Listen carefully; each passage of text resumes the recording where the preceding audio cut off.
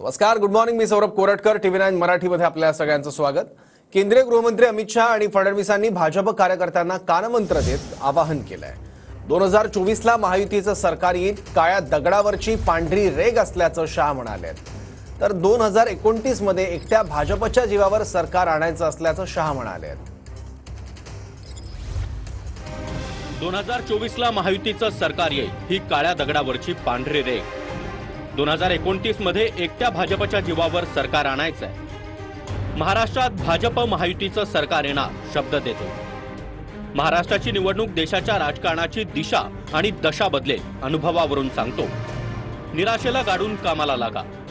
राहुल गांधींनी किती निवडणुका जिंकल्या?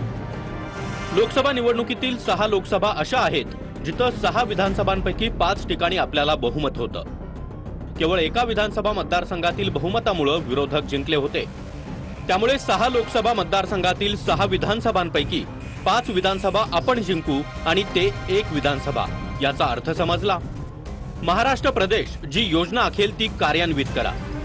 मंडळ आणि वॉर्ड स्तरावर राज्य सरकारच्या योजना पोहोचवा.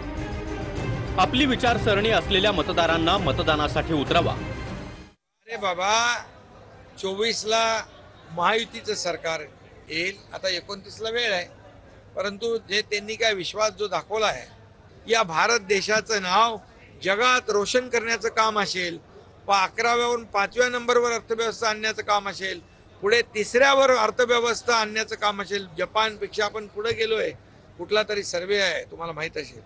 आणि म्हणून हे जे काही मोदीजींच्या मार्गदर्शनाखाली देश पुढे जातोय आणि याचा अभिमान आहे आम्हाला. त्यामध्ये प्रत्येकाला आपला आपला पक्ष वाढवण्याचा अधिकार आहे. आम्हाला आमचा पक्ष वाढवण्याचा अधिकार आहे, भाजपला त्यांचा पक्ष वाढवण्याचा अधिकार आहे, शिवसेनेला शिंदे साहेबांना त्यांचा पक्ष, उद्धवजींना त्यांचा पक्ष, पवार साहेबांना त्यांचा पक्ष, काँग्रेसला त्यांचा पक्ष, असं सगळ्यांचे पक्ष वाढवण्याचा अधिकार आहे. आज ह्या सगळ्यांचं एक परिस्थिती आहे की एका पक्षावर सरकार येऊ शकत नाही. महाराष्ट्राची राज्याची राजकीय आणि भौगोलिक परिस्थिती फार वेगळी आहे, इतर राज्यांची वेगळी. इतर राज्यांमध्ये एका पक्षाचं सरकार येतं. 1985 नंतर जवळपास पुढच्या महिन्यात 40 वर्ष होतील या राज्यामध्ये एका पक्षाचं सरकार आलेलं नाही.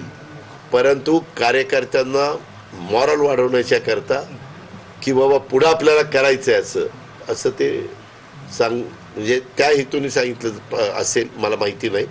ठीक आहे ना, 29ला वेळ आहे, तिथपर्यंत काय होतं ते बघू. पण 2024 मध्ये ते जिंकू शकत नाही असं त्यांनी मान्य केलेलं आहे. त्यामुळे तो भागच नाही. महाराष्ट्रामध्ये जेव्हा निवडणुकी प्रक्रिया सुरू होईल तर सत्तेमध्ये बसलेल्या लोकांना लोक रस्त्यावरही फिरू देणार नाही अशी परिस्थिती आज महाराष्ट्रात आहे. त्यामुळे ते देशाचे गृहमंत्री आहेत, त्यांचा जो सगळा रिपोर्ट असेल आणि त्या आधारावर त्यांनी ते वक्तव्य केलं.